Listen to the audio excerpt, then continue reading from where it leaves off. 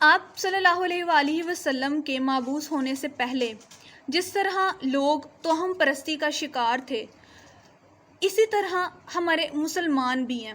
آج کے دور کے مسلمان بھی انہی توہم پرستیوں کا شکار ہیں، جبکہ نبی صلی اللہ علیہ وآلہ وسلم نے وہ توہم پرستیاں ختم کی، لیکن پھر بھی لوگ اس کا شکار بنے بیٹھے ہیں۔ کیوں؟ کیونکہ وہ آپ صلی اللہ علیہ وآلہ وسلم کے احکامات کو نہیں سمجھ پائے، ان کی تعلیمات کو نہیں سمجھ پائے۔ اگر دیکھا جائے تو لوگ کن کن توہم پرستیوں کا شکار ہیں، سپرسٹیشنز کا، جیسے کہ کالی بلی کا راستہ کاٹ جانا، گھر میں ایک فضول کینچی چلانا، اگر کسی نے بہت خوبصورت مکان بنایا ہے تو اس کے اوپر وہ الٹی ہانڈی رکھ دیتے ہیں۔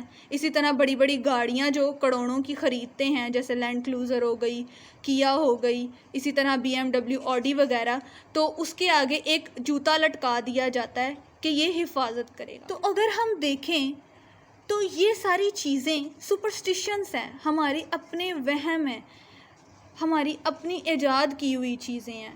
اگر ہم آپ صلی اللہ علیہ وآلہ وسلم کی تعلیمات کو سامنے رکھیں تو کوئی بھی چیز نفع نقصان کی مالک نہیں ہے۔ جب تک اللہ رب العزت نہ چاہیں، انسان کو نہ کوئی بیماری لاحق ہو سکتی ہے، انسان کو نہ ہی کوئی مصیبت آ سکتی ہے، انسان نہ ہی کسی بھی قسم کی پریشانی کا شکار ہو سکتا ہے، جب تک اللہ رب العزت کی ذات نہ چاہیں۔ اور اللہ رب العزت کی ذات ان سب چیزوں میں انسان کو تب مبتلا کرتے ہیں جب اللہ تعالیٰ انسان کو اپنے قریب کرنا چاہتے ہیں۔ تو اگر ہم دیکھیں یہ ساری سپرسٹیشنز جو ہیں وہ شرک کے زمرے میں آتی ہیں۔ صرف اللہ رب العزت کی ذات کے ساتھ کسی کو شریک ٹھہرانا ہی شرک نہیں ہوتا، بلکہ اللہ رب العزت کی ذات کے علاوہ ان سب چیزوں کو نفع نقصان کا مالک سمجھ لینا بھی ایک شرک ہے۔ اور اللہ رب العزت نے اپنے قرآن میں ہی فرمایا ہے، ان الشرک لظلم عظیم، بے شک شرک بہت بڑا ظلم ہے۔